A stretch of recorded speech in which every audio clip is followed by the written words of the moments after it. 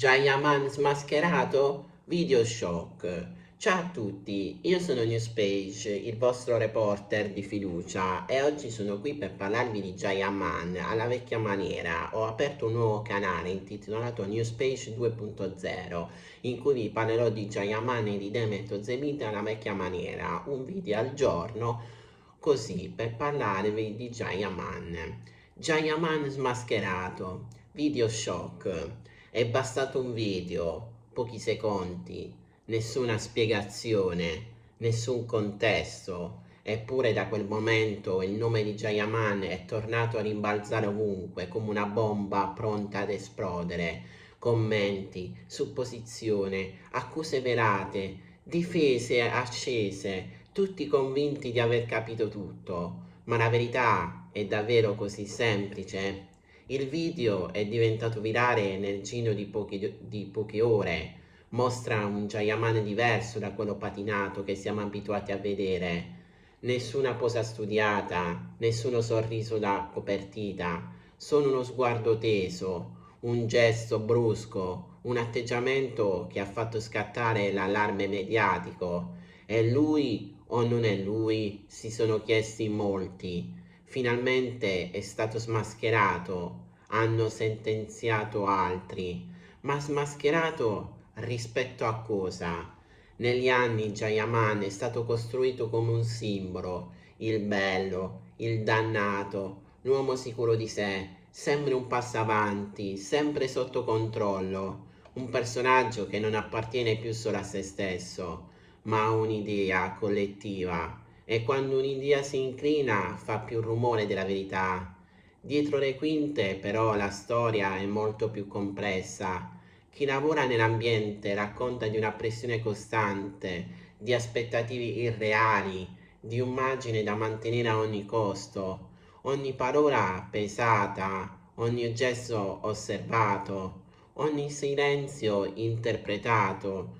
E quando sei sotto i riflettori 24 ore su 24 basta un attimo per diventare il bersaglio perfetto. Quel video infatti non racconta tutto, anzi non racconta quasi nulla, non mostra cosa è successo prima né cosa è avvenuto dopo, ma nel mondo dei social non importa più la sequenza degli eventi, conta l'impatto, conta lo shock, conta la reazione. Ed è qui che arriva il vero retroscena. Non è Jayaman a essere stato smascherato, ma il meccanismo che lo circonda, un sistema che prima ti innalza e poi aspetta solo il momento giusto per vederti cadere, perché la caduta fa più click della costruzione, la distruzione genera più engagement della verità.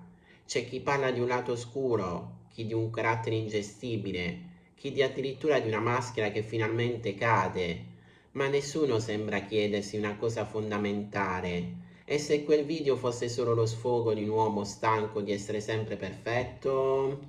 Dietro ogni personaggio pubblico c'è una persona reale, con limiti, nervi, fragilità, ma questa umanità spesso non è ammessa. O sei un'icona o sei un problema. Non esiste una via di mezzo. E Jayaman, nel bene e nel male, è diventato prigioniero della sua stessa immagine.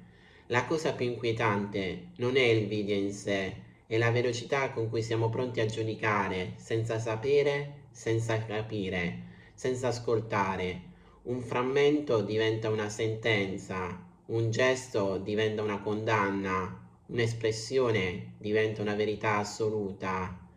E allora la domanda vera non è Jayaman è stato smascherato, la domanda è quando ci piace smascherare qualcuno? Forse perché ci fa sentire superiori, forse perché ci rassicura pensare che anche chi sembra invincibile in fondo abbia un punto debole, o forse perché più è facile distruggere un mito che accettare la complessità di un essere umano. La morale di questa storia è semplice ma scomoda. Non tutto ciò che è virale è vero, e tutto ciò che è vero diventa virale. Viviamo in un'epoca in cui l'apparenza ha preso il posto della sostanza e dove il video shock vale più di 1000 spiegazioni. La mia riflessione personale è questa.